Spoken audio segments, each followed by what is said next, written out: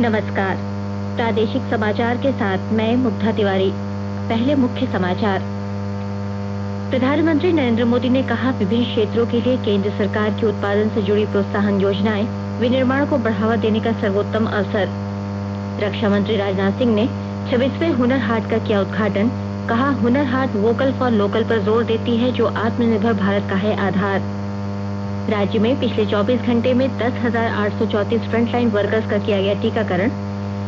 और बिरसा कृषि विश्वविद्यालय रांची को ICAR और केंद्रीय कृषि विश्वविद्यालय पूसा द्वारा आयोजित राष्ट्रीय पशु आरोग्य मेले में मिला पहला पुरस्कार।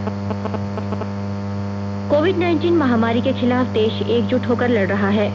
आप भी हमारे साथ सुरक्षा और बचाव के 3 आसान एहतियाती उपायों का संकल्प लें। मास्क पहने, 2 गज की दूरी है जरूरी, सुरक्षित दूरी बनाए रखें, हाथ और मुंह साफ रखें। अब समाचार विस्तार से। प्रधानमंत्री नरेंद्र मोदी ने कहा है कि केंद्र सरकार ने विभिन्न क्षेत्रों के लिए उत्पादकता संबद्ध प्रोत्साहन योजना की शुरुआत कर देश में विनिर्माण में तेजी लाने का अनूठा अवसर उपलब्ध कराया है। कल नीति आयोग की शासी परिषद की 6ठी बैठक में उन्होंने राज्यों से इस स्कीम का भरपूर उपयोग करने, दुनिया भर से अधिकतम निवेश आकर्षित करने और कॉरपोरेट करों में कटौती का लाभ लेने की अपील की है। प्रधानमंत्री नरेंद्र मोदी ने कहा कि सहकारी संघवाद को अधिक सार्थक बनाने के लिए केंद्र और राज्यों को मिलकर काम करना चाहिए। श्री मोदी ने कहा, सहकारी संघवाद और अधिक सार्थक बनाकर राज्यों के साथ साथ जिला स्तर तक ले जाना है, ताकि विकास की स्पर्धा निरंतर चलती रहे। प्रधानमंत्री ने कहा कि भारत बिना समय गंवाए तेजी से प्रगति का संकल्प ले चुका है। श्री मोदी ने कहा कि इस वर्ष के बजट में उठाए गए रचनात्मक कदमों का स्वागत हुआ है, जिससे राष्ट्र की सोच का पता चलता है। श्री मोदी ने कहा कि आत्मनिर्भर भारत अभियान देश के निर्माण का एक महत्वपूर्ण उपाय है। इसका उद्देश्य न केवल भारत बल्कि विश्व की जरूरतें पूरी करना है। रक्षा मंत्री राजनाथ सिंह ने आज नई दिल्ली में 26वें हुनर हाट का उद्घाटन किया। इस अवसर पर रक्षा मंत्री ने कहा कि हुनर हाट देश भर के स्वदेशी कलाकारों और शिल्पकारों को एक मंच पर आने का मौका देती है। उन्होंने कहा कि यह हाट भारत की पारंपरिक कला और शिल्प की विशेष तौर पर देश की सांस्कृतिक कलाकारी की सुंदर प्रदर्शनी है। रक्षा मंत्री ने कहा कि Hunar Haat vocal for local पर जोर देती है, जो आत्मनिर्भर भारत का आधार है।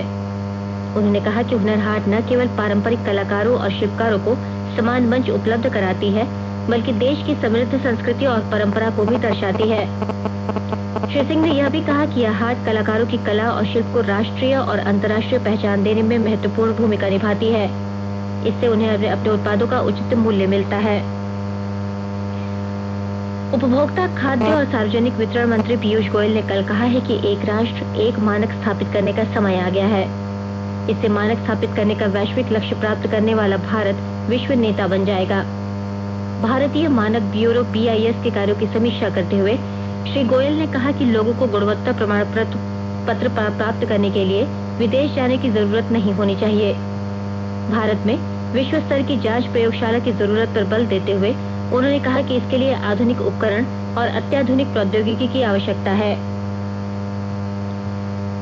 वित्त मंत्री निर्मला सीतारमण ने कहा है कि ईंधन की कीमतें वैश्विक मुद्दा है और तेल निर्यात देशों का संगठन OPEC को पूरी दुनिया को ध्यान में रखते हुए पेट्रोल और डीजल के दाम तय करने चाहिए। कल चेन्नई में श्रीमती सीतारमण ने यह भी कहा कि केंद्र और राज्यों को वस्तु और सेवा कर GST को एक समान रूप से युक्तिसंगत बनाने के लिए विचार विमर्श करना चाहिए। भारत को कल्याणकारी शासन व्यवस्था वाला देश बताते हुए वित्त मंत्री ने कहा कि सरकार स्वास्थ्य और शिक्षा का पूरा ध्यान रख रही है और वैध तरीके से संपत्ति जुटाने का भी समर्थन करती है। मौजूदा खरीफ मौसम में पिछले वर्ष के मुकाबले धान की खरीद लगभग 16% अधिक रही है। कल तक 651 लाख टन धान की खरीद की जा चुकी थी। इनमें से 202 लाख टन से ज्यादा की खरीद अकेले पंजाब में की गई है। देश भर में धान की खरीद में वृद्धि से लगभग 94 लाख किसान लाभान्वित हुए हैं, जिन्हें न्यूनतम समर्थन मूल्य के तौर पर 1,22,000 करोड़ रुपए से अधिक की राशि दी गई है। मौजूदा योजनाओं के अनुसार सरकार ने किसानों से न्यूनतम समर्थन मूल्य पर खरीफ फसलों की खरीद जारी रखी है। हार्वर्ड यूनिवर्सिटी की इंडिया कॉन्फ्रेंस को संबोधित करते हुए मुख्यमंत्री हेमंत सोरेन ने कहा है कि झारखंड आदिवासी बहुल राज्य है। लंबे संघर्ष के बाद वर्ष 2000 में यह अलग राज्य बना। अलग राज्य की परिकल्पना इसलिए की गई थी कि यहाँ के लोगों का विकास हो सके, लेकिन 20 साल बाद भी झारखंड वहां नहीं पहुंच सका जहां पहुंचना चाहिए था। उन्होंने कहा कि खनिज के मामले में झारखंड आगे है और अब पर्यटन को बढ़ावा दिया जा रहा है ताकि गोलियों की आवाज की जगह पर्यटकों की हंसी सुनाई दे। उन्होंने कहा कि राज्य के श्रमिकों का हित सर्वोपरि है। उन्होंने कहा कि कोरोना काल में देश के विभिन्न राज्यों से वापस आए श्रमिकों को मनरेगा के तहत रोजगार देने के लिए 900 लाख मानव दिवस का सृजन किया गया। उन्होंने कहा कि कोरोना संक्रमण काल में कई काम बाधित हुए, लेकिन हमने नई नीतियां बनाई। राज्य सरकार नई खेल नीति ला रही है जिससे खिलाड़ियों की सीधी नियुक्ति का प्रावधान है। उन्होंने कहा कि राज्य सरकार का प्रयास है कि सभी वृद्धों को पेंशन का लाभ प्राप्त हो। आज अंतर्राष्ट्रीय मातृभाषा दिवस है। वर्ष 1999 में आज के ही दिन संयुक्त राष्ट्र शैक्षणिक, वैज्ञानिक और सांस्कृतिक संगठन यूनेस्को ने 21 फरवरी को अंतर्राष्ट्रीय मातृभाषा दिवस के रूप में घोषित किया था। इस वर्ष के लिए थीम है शिक्षा और समाज में समावेशन के लिए बहुभाषिता को बढ़ावा देना। भारत में केंद्रीय शिक्षा मंत्रालय वर्ष 2015 से आज के दिन को मातृभाषा दिवस के रूप में मनाता आ रहा है। इस वर्ष शिक्षा मंत्रालय, संस्कृति मंत्रालय और इंदिरा गांधी राष्ट्रीय कला केंद्र इस अवसर पर 4 दिन के वर्चुअल कार्यक्रम का आयोजन कर रहे हैं। आज आयोजन के पहले दिन उपराष्ट्रपति एम वेंकैया नायडू बहुभाषिता को बढ़ावा देने के विषय पर वेबिनार को संबोधित करेंगे। श्री नायडू अंतर्राष्ट्रीय वर्चुअल सुलेखन प्रदर्शनी का भी उद्घाटन करेंगे। शिक्षा मंत्री रमेश पोखरियाल निशंक और संस्कृति मंत्री प्रहलाद सिंह पटेल भी वेबिनार को संबोधित करेंगे। आकाशवाणी के ताजा तरीन समाचारों के लिए आप हमारी वेबसाइट newsonair.com पर लॉग ऑन कर सकते हैं। ताजा समाचार ट्विटर हैंडल @AIRNewsAlerts और Facebook page all India radio news पर भी उपलब्ध है।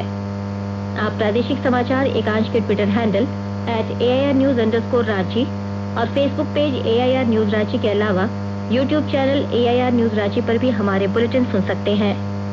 प्रादेशिक समाचार आप आकाशवाणी रांची से सुन रहे हैं और अब पेश है कोरोना से बचाव के कुछ संदेश। कोविड-19 से बचाव और सुरक्षित रहने के 3 उपाय। मास्क लगाएं, 2 गज दूरी है जरूरी, सुरक्षित दूरी रखें, हाथ और मुंह साफ रखें।